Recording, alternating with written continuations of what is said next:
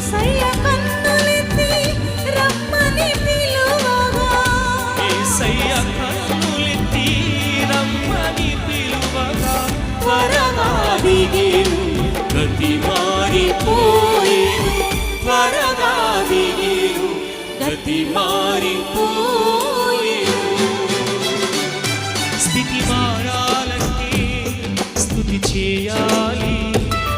గతి మారాలంటే గమ్యం వెతకాలి స్థితి మారాలంటే స్తుతి చేయాలి